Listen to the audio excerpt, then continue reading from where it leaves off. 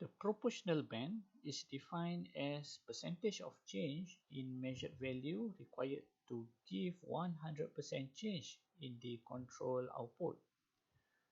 This is the graph to show the scenario of the proportional band of several gains here, G1 and also G2. So the graph shows the controller output versus the error response.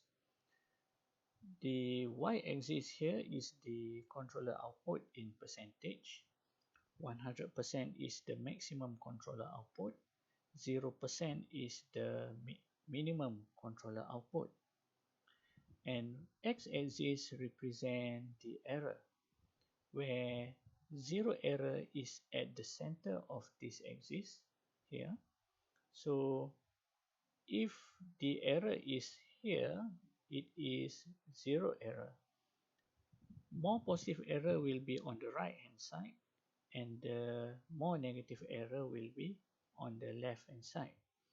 So the error when the controller is in the operation will be fluctuating between plus and minus.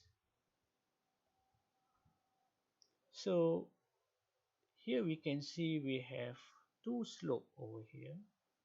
The first one is G1, represented by G1, which is the first scenario of controller gain.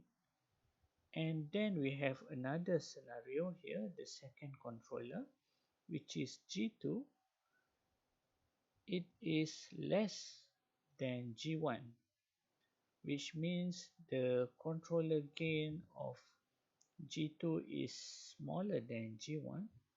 It is also can be represented by the slope. So we can see the slope of G2 is not as steep as the G1. So normally this graph is presented in percentage. The proportional band PB represented in the range of error that is controlled by the proportional gain. The slope of graph is the controller gain, Kc. The steeper the slope, the higher the gain. Beyond the proportional band, the controller output is saturated at 0% and 100%. So we have these two scenarios here. The first G1, we have here, if we plot downwards, G1 represented by narrow band controller. When the error go beyond this limit, let's say somewhere here, if the error occur in between this proportional band, for example here, then the controller output will be somewhere 75 to 80% output here.